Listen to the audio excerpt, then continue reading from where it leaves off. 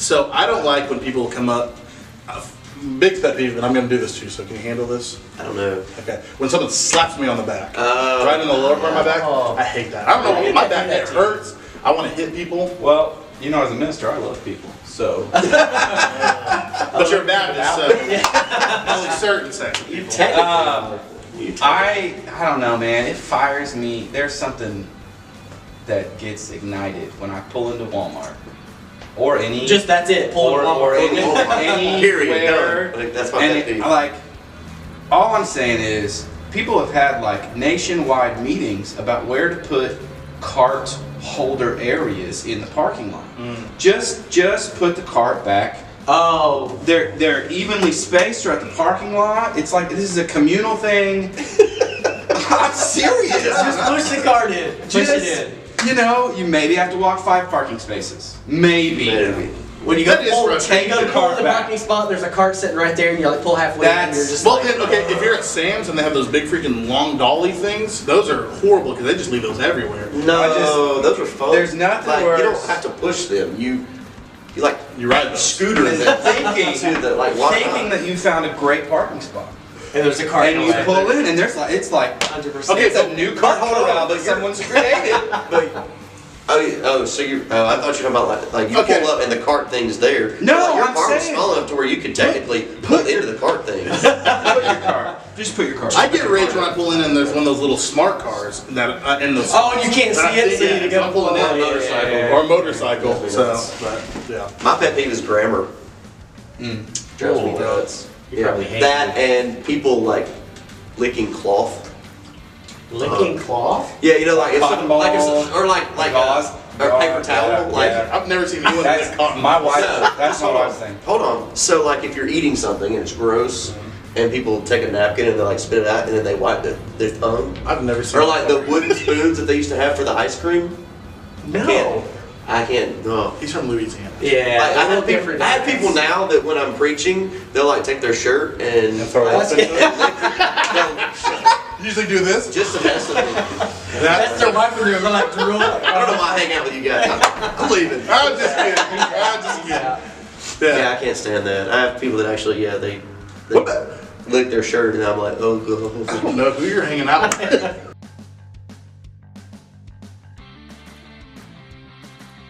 We don't like it. Get involved in a local church. Oh, absolutely. Get involved in a local body of other students. That's the biggest way to get plugged in. I think there's a large trend in this generation that is not connected. They feel like they're connected. You know, we've been talking about how youth ministry has changed in the past 10 years. 10 years ago, students wanted to go to church on Wednesday night to find out what was going on with their friends. Now they just open Instagram or Snapchat. They're connected throughout the day. They don't need to know that so-and-so broke up. They don't need to go to church tonight to figure that out. They're connected throughout the day. So my biggest piece of advice to students would be to get connected in a local student ministry, a local body that is a part of this, that wants to serve the community, that wants to be the hands and feet of Jesus. That would be my biggest piece of advice. Don't believe the lie that you're connected just because you follow each other on Instagram and Snapchat. Go spend time with one another, and we offer places to do that all the time. Connect and build together. Well, I mean, and if you're a student and you want to get involved, I mean, if you hear about something coming up or you see flyers or whatever, come and get involved. You know, we're not going to sit there and preach you a 3-point sermon and get you saved before you do something. Come on, help out. We're all in this together. You know, Yeah. I don't know. There's no prerequisite. There's no, you know. Show up. Yeah, exactly. Show up and we'll put you to work. We do various things throughout the year. I mean, we do Selfless, the spring break mission trip, and honestly, any student can come to that. Oh, absolutely. It's noon to 8 o'clock. We're letting them sleep in. We're letting them do their thing, and then they get there, and you know, then you have your baccalaureate, where we celebrate our seniors and our youth ministry in our community. It's open to everybody.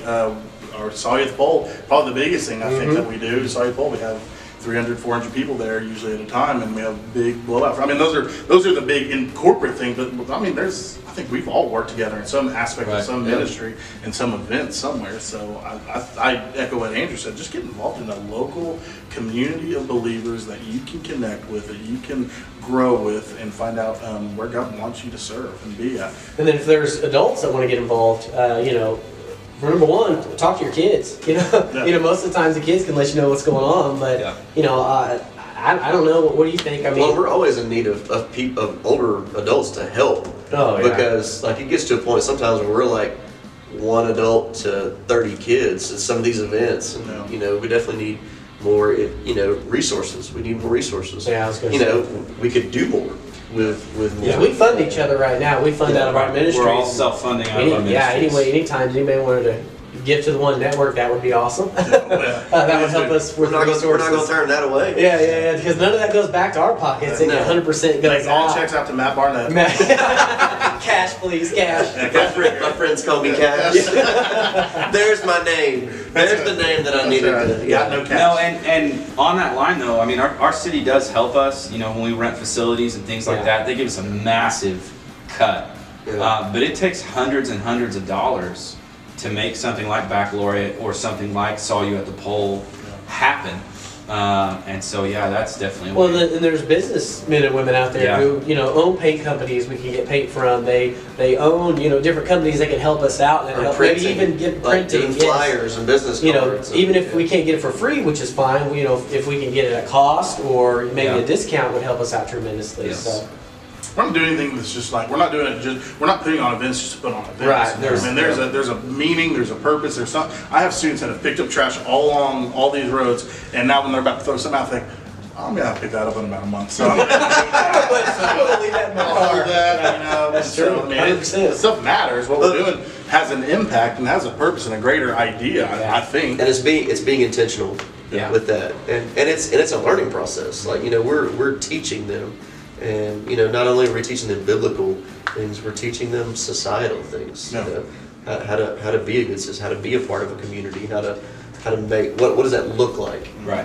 Because they're not getting that on a huge level. Oh yeah. And you're engaging their futures. I have students that have worked at Dayspring or worked at like nonprofits and say, outside of my student ministry, have went back and worked on their own. They've donated their own time. They've given their own time. NHS students. So I mean, that's all different ways that they can.